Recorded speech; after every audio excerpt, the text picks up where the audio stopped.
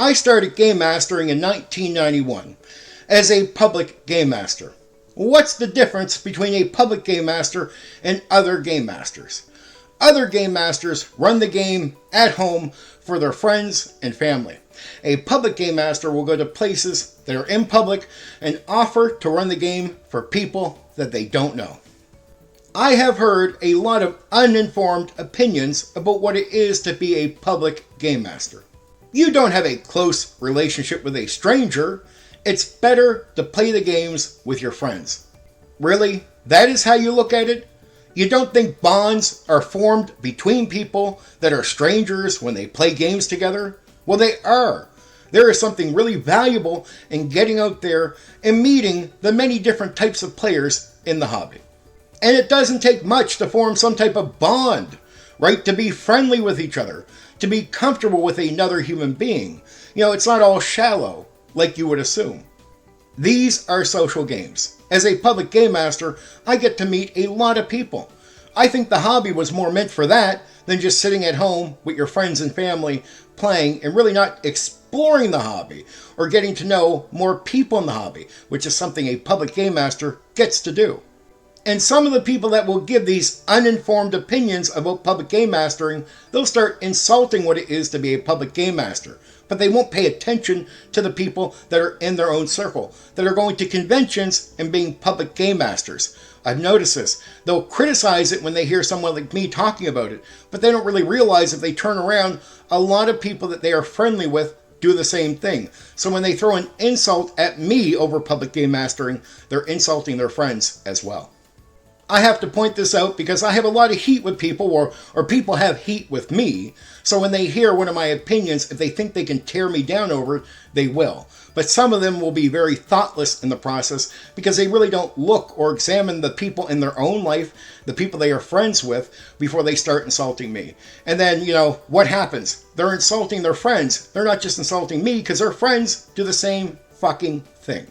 I love being a public game master, but let me be clear, during the decades that I have been running games for people that I barely know, I still had a group at home of friends and family that played my game. I had an at-home group, so I have experience on both fronts. And there's nothing wrong with either. Look, you can play with your friends and never really get out and meet people. It's not a big issue. It's more about the experience at the table that matters to everyone.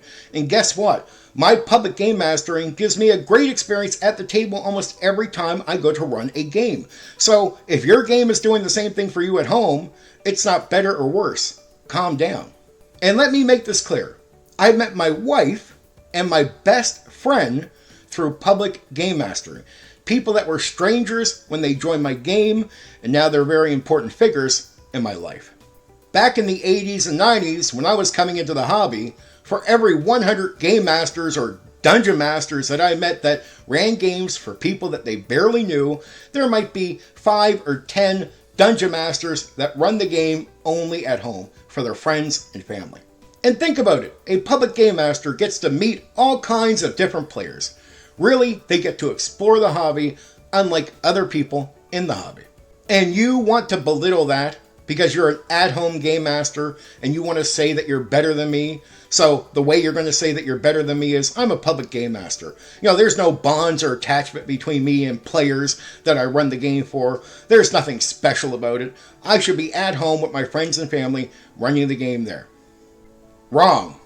There are bonds to be made and many great sessions to be had. And you can connect with people really quickly. So that whole shallow thing about public game mastering, that is a lie, and that is bullshit. And no, you running a game for only your friends and family doesn't make you better than me, and doesn't make your sessions more meaningful. You can't form more of a bond than I can with my players, because really, once we get into the system, once we get into the experience, I'm the game master, and those are players, right? That relationship can be the same if it's a stranger or your best friend. I am there for that experience. If I want to get together just to socialize, I'll play the game Monopoly or Sorry with some friends, or maybe we'll go see a movie or get a drink. But I'm not going to run a role-playing game for them just to hang out. Sorry. There is a lot more work that goes into a TTRPG gaming session than there is going out to have drinks with your friends. So no, I take that experience, that time of running a game, way more serious. In reality, even when I run the game at home for friends and family, I unattach myself from those relationships when the game starts. I become the game master. I don't really want to have feelings between me and the players. I just want to be fair to everyone. No favoritism, no nothing. If you're a stranger sitting at my table with my best friend, you'll be treated the same as my best friend. Maybe you'll have a better experience in that session and get along with me better than my best friend. I've seen that happen. So don't underestimate public gaming and what we are doing here. Don't belittle public game mastering, because it is valuable and it is needed for this hobby. There are a lot of players out there that don't have friends and family at home to game with. And without a public game master, there is no game for them.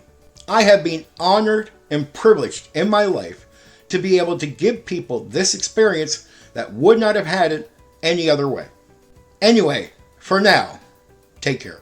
You know what you can do? You can hit the like button. You can share the video. Oh, and there's another button you can press. That one that lets you subscribe to my channel for more content. Oh yeah, there's that bell thing. You can press that so you know when I've uploaded a new video right away.